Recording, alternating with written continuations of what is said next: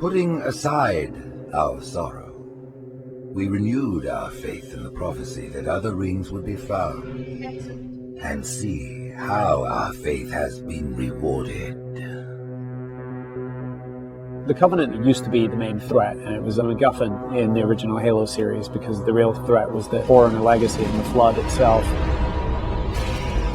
The Forerunners have been the source of so much mystery throughout the Halo franchise. It was something that was just fascinating to us. So far, it's been a lot of stumbling into their belongings. Like we found Halos. And now we found something more. We found the Prometheans. There's a degree of animalistic fierceness that maybe you didn't see in previous games.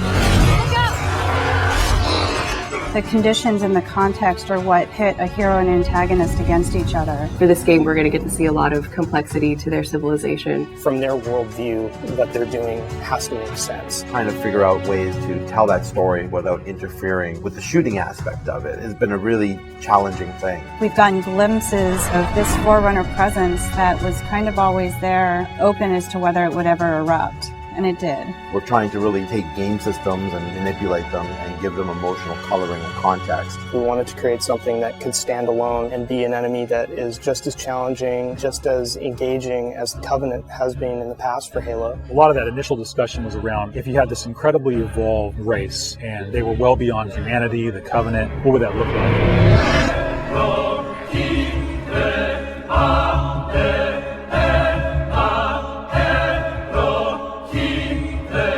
The design process for the Prometheans was intriguing, exciting, and then long and painful process. I think just because everyone was so invested in what they wanted out of them. How do you imply something strong, something vertical, something different? And how could we actually have a global logical language out of that Forerunner philosophy? Anybody who's played Halo goes, okay, Forerunners is the silvery angular stuff with blue lights across it.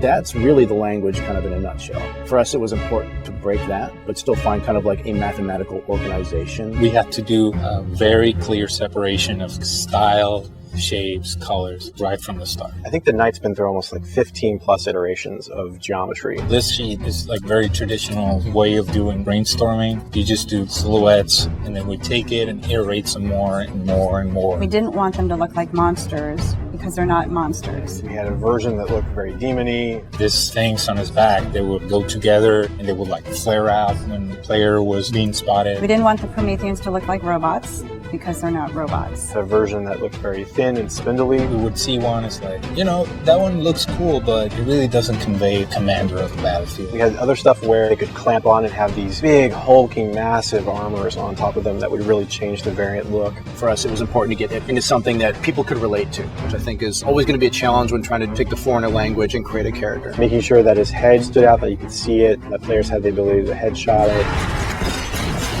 It falls also onto animation. They're able to bring these guys alive and make it feel believable and plausible and still be very fast and lethal. Locomotion didn't look heavy enough at one point, so we scrapped everything and did it all again. The Knight's like 12 feet tall, so if it doesn't feel heavy and menacing as it's walking around and doesn't intimidate the player, then we're not doing our job. There were not a lot of real-life elements that we could take. There are joints there, some of them are not physically connected. They're holed up with the space in between them, which is some of the features that architecture has, which is big, massive buildings like floating, defying gravity. We wanted to keep some of that mystery and kind of the unknown in the characters as well. We even have the little micro driver arms in here, and then all the way to where we turn these layers off, and the glowing skull. We thought it would be more of an impact if it's like a sarcophagus. It opens up and it's showing all this aggression. There's certain ways to approach fighting an elite with a group of grunts, and really what we wanted to do was change that up. The Covenant are tried and true. You know what you're going to get out of a grunt. You know what you're going to get from a jackal with his shield. The toughness of elites. Here are the brand new hosts to the sandbox. Prometheans are made up of the Knights, the Watchers, and the Crawlers. One of the big focuses for us in the design of the Forerunners was to have these different enemy classes that would be able to work together. Having this dissection so that when the player went into combat, he's sort of tactically evaluating which order to take guys out. They don't act independently of each other. You put any combination of them together, and the strategy you need to engage with them is really different. There are a variety of Knight classes, and each one of them is progressively more powerful. But your base knight actually starts just a little bit more powerful than an elite. But in addition to that, we wanted the knight to have his own set of traits and abilities. There's all kinds of these special features of each one of these characters that players haven't played in a Halo game before. You think about basic combat and counter design, a lot of the challenges designers face is how to introduce enemies. What would a Promethean do if it could bend time, space, form, matter? Knights can phase in out of anywhere. He's able to go where he needs to at any time, which is something the Covenant can't do. Heads up! Crawlers can walk on walls, walk on ceilings. If a knight shield bursts, crawlers will come rushing at you and try and melee the player to get more aggressive. These certainly slot into that grunt style combatant. And so there was certainly a want to make sure that we get a lot of them on screen. You let too many of them get together, they become a really formidable force. One-off, super fun to take out. All together, it's like a pack of feral dogs. Mandibles, when it screams, will actually separate and float around in the air while it's howling. Animation had so much fresh behavior to this character. It was very exciting. The Watcher is definitely a support class. One of the things we wanted to do with the Forerunner characters was constantly have them mix up their tactics and make the player react to it. The Watcher is able to regenerate knights.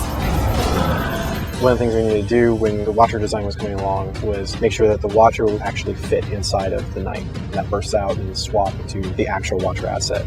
The Watchers are aware if a Knight's damage, they'll protect them, they'll catch grenades, so they kind of coordinate their efforts. The Prometheans feel like the most advanced of the bunch. They're able to bring all of their technology and wisdom to the battlefield. With new enemy class comes new weapon class. We literally concepted probably 200 weapons for this game before we settled on the half a dozen that went in. It's kind of like you've got that balance between humans' model of what a weapon's like and the desire to want to try and make something crazy and futuristic. We tried coming up with this perfect mix of stuff that was still relatable. You would still identify a weapon as a rifle or a shotgun or a submachine gun, even though they're almost magical. The Forerunner Scattershot was probably the first one where we really nailed the design on it. Everybody loves the hinge action shotgun, so we tried doing something like that so that the reload animation would be to cock it up and the front half would smash together. Every time you pick up a Forerunner weapon, it forms in your hands. So that sort of kicked off the component of having these guns form around the player. So there's that moment of like, oh, what is this gun? What does it do? And then when it comes into shape, it's kind of immediately identifiable. What makes the Forerunner weapons distinct is that usually they have dual purpose. So for instance, from the bolt pistol, you can charge it up and have something that's equivalent to almost like a shotgun blast. In the case of the light rifle, we actually experimented with doing dual firing modes. We tried to make it so there was the best of both worlds with a BR and a DMR. It works like the battle rifle when you're not scoped. That has a little spread, has 3-shot burst, and it works like the DMR when you're scoped. So it's like a mini sniper rifle in a way. It actually changes to a different firing mode where the projectiles are stronger. One of the big things that we really focused on for them was making sure that the weapon doesn't just feel like a chunk of metal, but that it actually has glowing energy that's flowing through the gun, going down the barrel, so that everything is very full of life. The moment where all the Promethean effects really started to click the most was when we started showing the dissolve whenever you kill a knight. That was really when we started to feel, yes, this is something cool, this is something unique, and something that we haven't really seen before. This is an early prototype of the Knight D-Res. As the sphere expands, you see the particles are birthed, and everything in the red region you see will be the crack and the erode. When you shoot and kill the knight, the actual point on the body where you did the damage is where the dissolve starts. So if you shoot from his foot, he will D-Res from the point of his foot up. The end result, when we blow up a knight, they dissolve, proving that the technology works.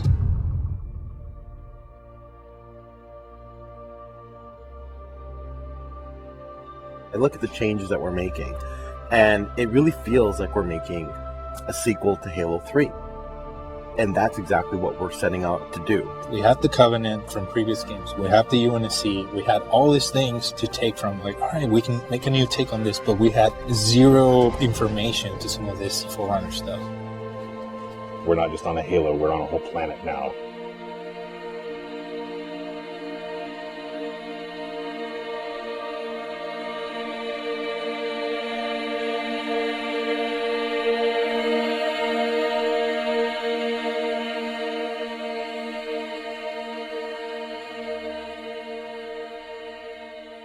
We're not just threatening one corner of the galaxy, we're threatening everything. We're listening to the fan feedback. We're incrementally evolving different aspects of the game design, but there's nothing really revolutionary. And I think that's important, because I think really good design is evolutionary, not revolutionary. And I think at some points we got in our heads with this game that we're just going to make another Halo. I don't think that's what people want. They may think they want that, but what they really want is something that speaks to the things that they love, but then provides them with something new.